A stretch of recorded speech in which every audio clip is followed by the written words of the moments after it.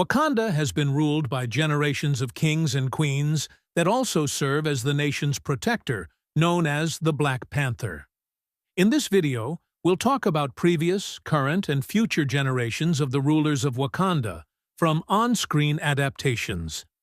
First, we'll explain 10 different versions of the Black Panther that we've seen in the MCU, starting with the superhero's debut appearance in Civil War. This is T'Challa in his first vibranium weave combat suit that he wore as Black Panther, a role that he took over from his father even before becoming king. The gloves had retractable, sharp vibranium claws that could cut through almost anything, and the nearly indestructible suit complements the user's enhanced strength that he got from Wakanda's heart-shaped herb. Its major drawback, however, is that it needs to be put on manually like regular clothing. Which brings us to T'Challa's second suit, which he started using shortly after formally ascending the throne, as seen in the first Black Panther movie.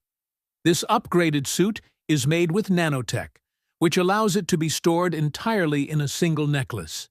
It glows in a distinct purple color when absorbing and storing kinetic energy.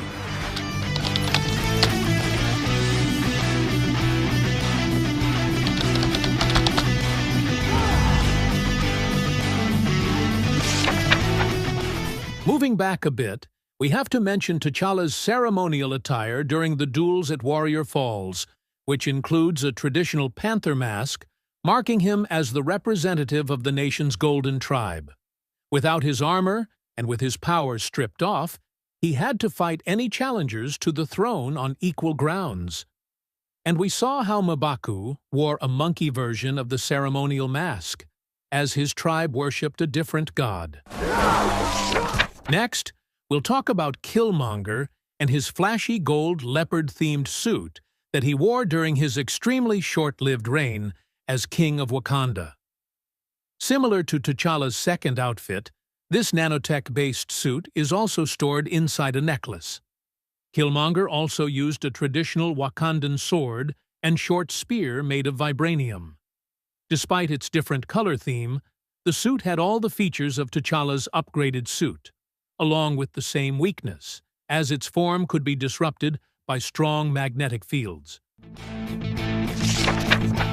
Next, we'll dial it back a few decades to talk about T'Challa's father, the late King T'Chaka.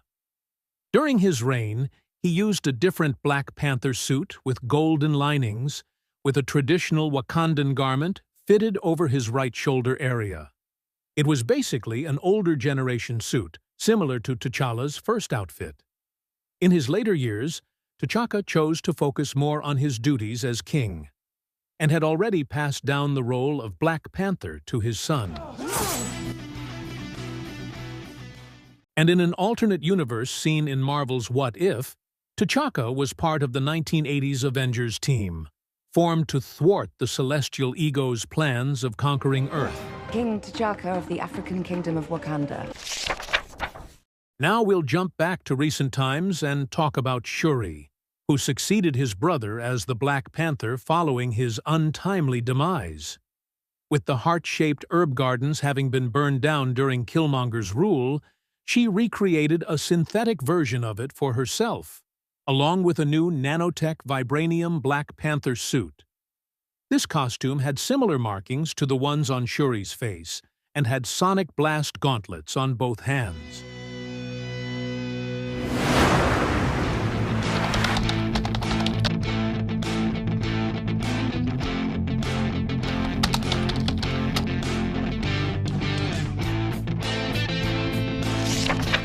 And let's talk briefly about Shuri's old gear, where she previously wore these panther-shaped vibranium gauntlets, which are bulkier than the nanotech versions that came later with her suit. They were shown to have two different settings of sonic energy blasts, separate strong single shots, or a weaker but continuous flow.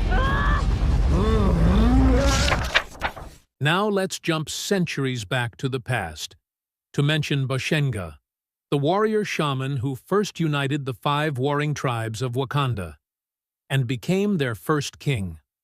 A vision from the goddess Bast led him to the strength-enhancing heart-shaped herb, which he consumed to become the first Black Panther. Bashenga made a proper appearance in the non-MCU animated series, Avengers: Black Panther's Quest. And about that panther goddess Bast who came to Bashenga, she made a physical appearance in Thor: Love and Thunder, alongside other MCU deities in Omnipotent City. Here, we saw her in a non-speaking role, in her humanoid form. It's also interesting to note that she's part of the Ennead mentioned in Moon Knight, a group of super-gods worshipped in Africa.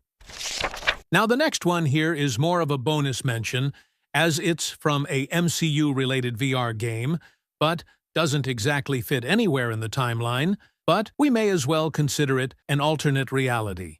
2019's Avengers Damage Control featured these armors made by Shuri that combined the technologies from Wakanda and Stark Industries, resulting in these Iron Man-like Black Panther suits. Now let's look back at the entire line of kings and queens of Wakanda so far, and talk about several ones that haven't been featured properly in the MCU. T'Challa, aka Azuri, was the father of T'Chaka and king of Wakanda during the Second World War. In Marvel's What If Season 2, T'Chaka said that his father donated some vibranium to the Allied forces to help with the war effort. And it was this vibranium that was used to make Captain America's shield. Your father was a great ally to us during the war. Yes, I understand you even donated some vibranium to your efforts. We made a shield out of it. Marvel's 1943 Rise of Hydra video game, which is not tied to the MCU, tells a different story, as King Azuri disapproves of Captain America's shield as the vibranium was acquired without their consent. That shield that you hide behind does not belong to you. You are unworthy of it. King Azuri was also featured in Avengers: Black Panther Quest, as the Wakandan king during World War II. Amount of zeal, but there's a war going on out there. Now let's talk about the other ones here. Ramonda had to become queen upon her son T'Challa's death, but she herself never became Black Panther. That title was assumed by her daughter afterwards. Shuri, however, never became queen, and left the throne to M'Baku unchallenged, making him the current king of Wakanda. It is currently unknown if the leader of the Jabari tribe would become a Black Panther, or, since he worships the monkey god Hanuman, would get a full-body vibranium gorilla suit of sorts. And of course, there's Toussaint, or T'Challa II, son of T'Challa. We can presume that he would become both king and Black Panther sometime in the future. In other media, T'Challa's son is named Azari, whose mother is Storm. His first appearance was in the animated movie Next Avengers. Azari inherited his father's herb-enhanced strength and is able to generate and control electricity like his mother.